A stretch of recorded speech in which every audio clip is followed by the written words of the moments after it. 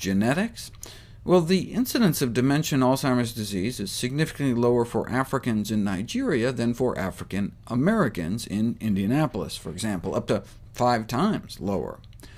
Alzheimer's rates for Japanese Americans living in the U.S. are closer to that of Americans than to Japanese. So when people of one ethnic group move from their homeland to the United States, Alzheimer's rates can increase dramatically. Therefore, when Africans or Asians live in the U.S. and adopt a Western diet, their increase in Alzheimer's risk suggests that it's not the genetics. Unfortunately, one doesn't have to move to the West to adopt a Western diet. The prevalence of dementia in Japan has shot up over the last few decades. Mechanisms to explain this in Japan include increases in cholesterol, saturated fat, and iron from increases in the consumption of animal products.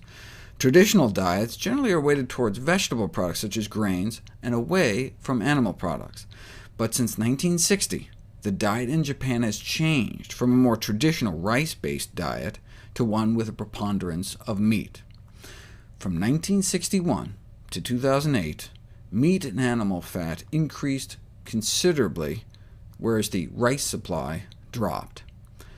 The dietary factor most strongly associated with the rise in Alzheimer's disease in Japan was the increased consumption of animal fat. A similar analysis in China arrived at the same conclusion. On the basis of these findings, the rate of Alzheimer's disease and dementia will continue to rise unless dietary patterns change to those with less reliance on animal products. This is consistent with data showing that those who eat vegetarian appear 2 to 3 times less likely to become demented, and the longer one eats meat-free, the lower the associated risk of dementia.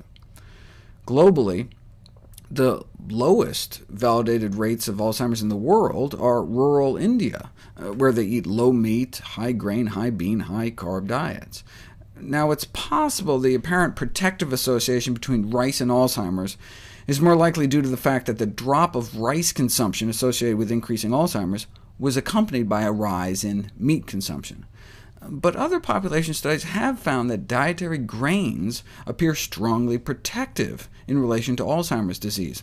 In other words, perhaps, don't pass on the grain, pass the grain to spare the brain.